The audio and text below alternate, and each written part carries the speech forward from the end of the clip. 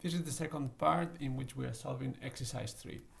So far we have imported our data, then we created a double mass curve in which we identified that gauges B, D and E had problems.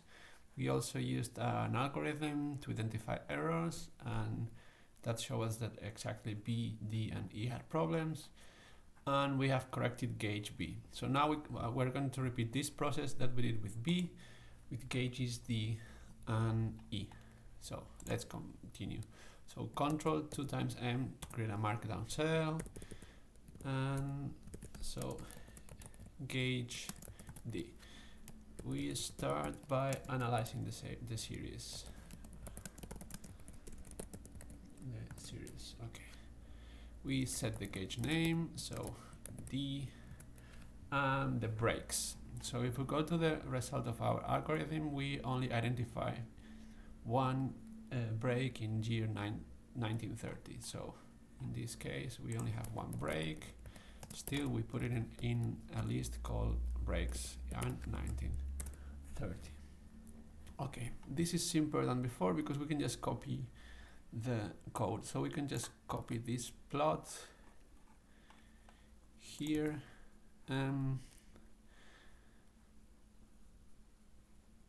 This can work because this is gauge. So this is now going to be D, and here we are also getting into the column gauge, which is D. So this will work, and this is our data for D. So actually we can see that, yeah, there is a breakpoint in year 1930, and we are gonna fix one of these two periods, either the previous or the following. Let's first calculate the regression for this segment and then to this segment, and depending on the slopes that we get, we decide which period to correct. So to calculate the series, we can just go here and we copy this here. So now fit the regression before the first breakpoint, and we can just run this. So we're calculating the linear regression for data 3, the period before the break, so before 1930, and the average against the data 3 period before the break for just the gauge, which in this case is G. And then in this one we're gonna feed the regression after the break point. So here we don't need this. So when I feed a regression from 1930 till the end, and the same here from 1930 till the end. Let's print on the screen the results.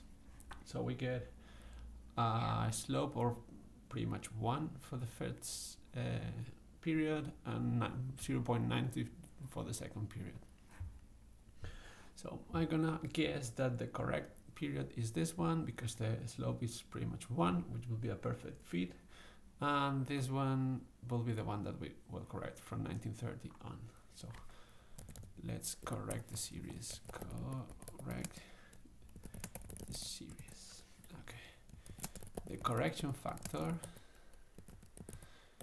So factor will be, remember, it's always the correct slope, which in this case is M1, divided by the incorrect slope, which is M2. And we can print the factor, so we have a factor 1.10. So we're going to multiply the original data for these years by this factor. So first we create a copy of the original data. So data 3, and we're going to create a column called the underscore. To be able to copy this later on, we're just going to call gauge plus underscore. So this is going to be D underscore, and this is going to be a copy of gauge. Remember, copy. And now let's correct a period after the break. So for data 3 we get into the years from the breaks up to the end, and we just want column, this column that we just created, gauge underscore, and we're gonna multiply by the factor. Okay, we have corrected the series, and now we can just copy this plot here. Okay, so the one that has an original and a corrected series. Good. The only thing we need to change is the gauge. No, this is all correct, so we can run it. And now we see blue line was the original series, and now we corrected the series, and we have an orange line that looks okay, so more or less like a line. Still, we have to check for errors again. Check for errors. So we had created in the first part of this video a function called identify errors, and to that function we have to get into with the gauge series, which is gauge underscore, and against the average series, and the error is by default 0.1, so we can just run it like this.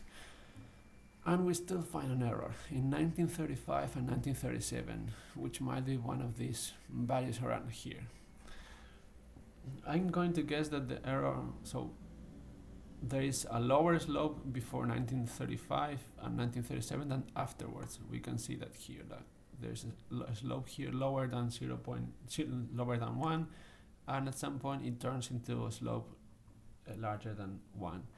So I'm gonna correct year just 1935, and hopefully we fixed 1937 with this change. So now, repeat the process. We set a gauge, in this case it's gonna be the underscore, and a break.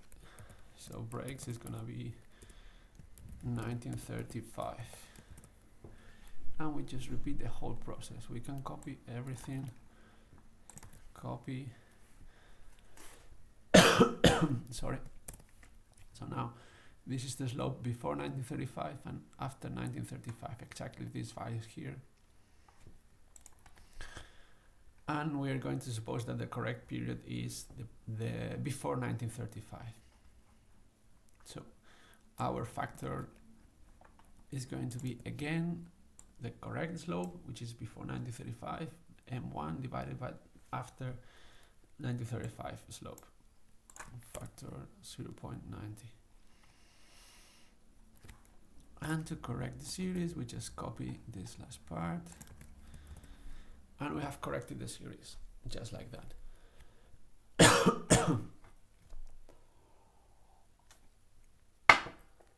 We can again visualize our data.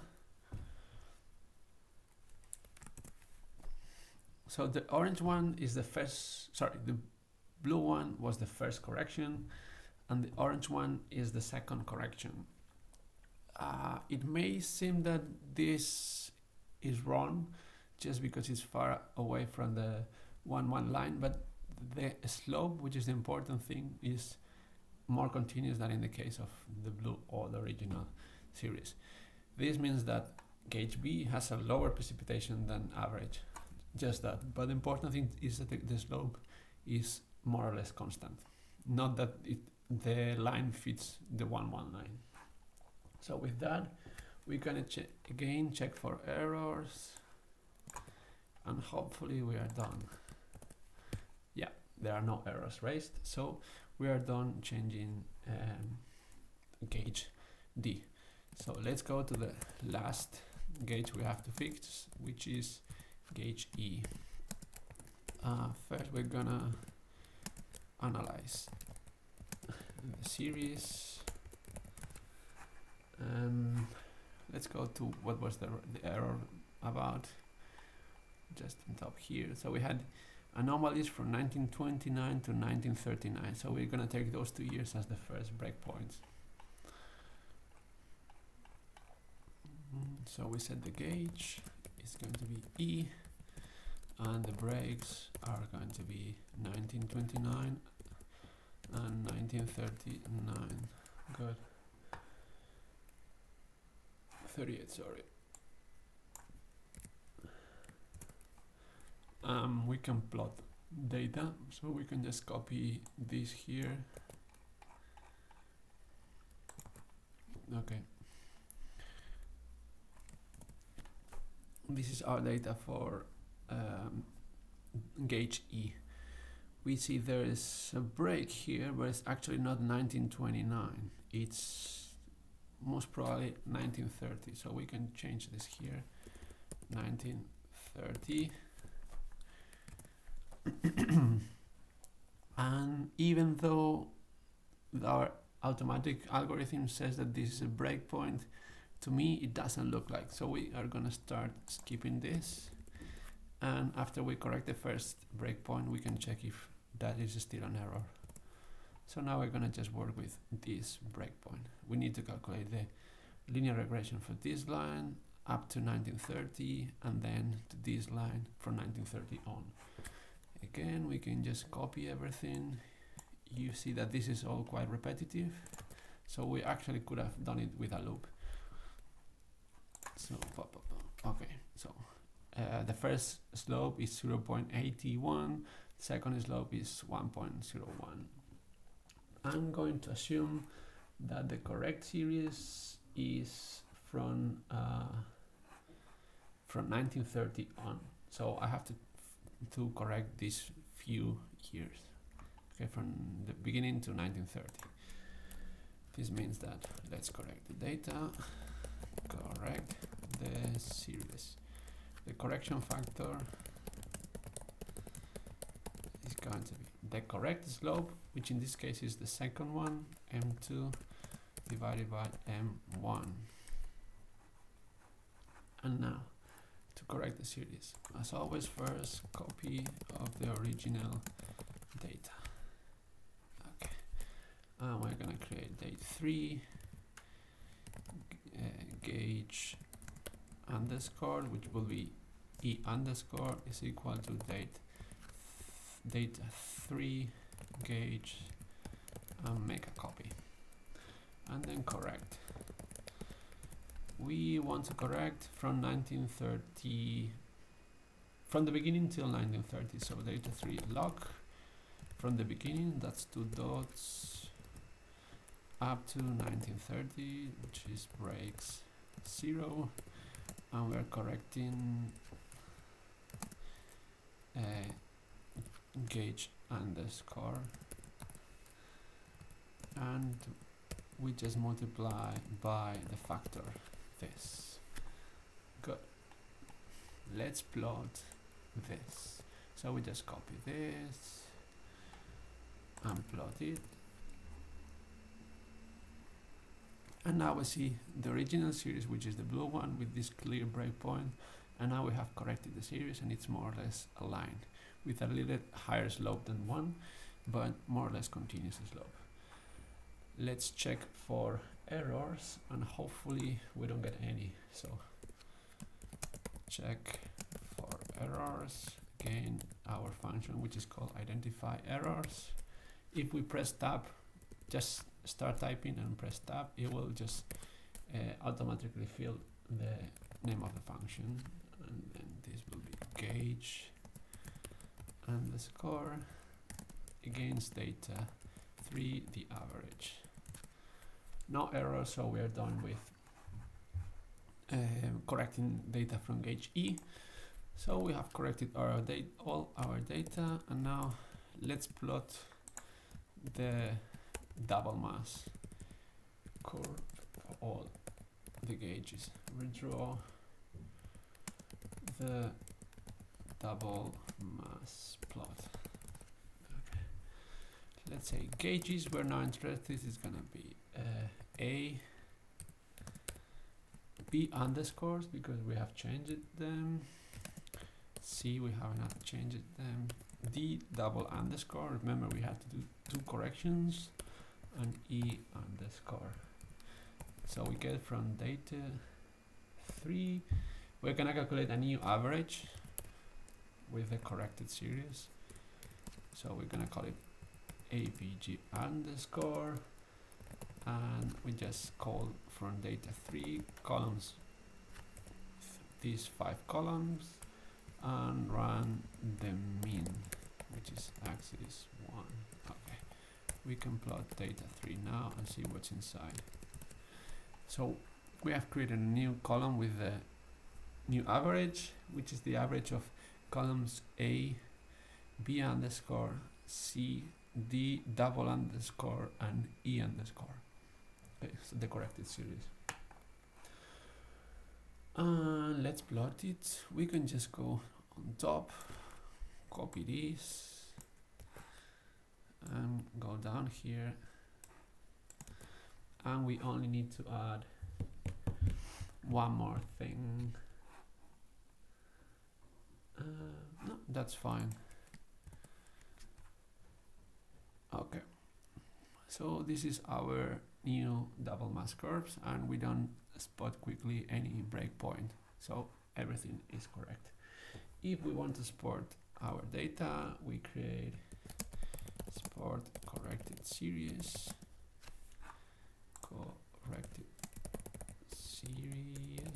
and let's create a data 3 underscore with the corrected data, and in this table we're just gonna save the corrected series. So data 3 is going to be this, okay, just the corrected series. Let's change the names of the columns, so dot columns, and we give proper names like A, B, C, D, and E. Good. And to export it, we just need to call to CSV, and we define the file we want to create, which is going to be in the output folder, exercise 3, corrected series CSV. And then we can define a float format, so we don't export all these decimal points, just a number of them. So float format, this, let's say just 2 decimal points. Good. And now if we go to the output folder, we have exercise 3 corrected series CSV with year and the corrected series for each of the stations. This is all. Please just follow the video along with the complete exercise, which has plenty of explanations that I skipped through the video just to make it short. Any kind of doubts is just welcome. Thank you.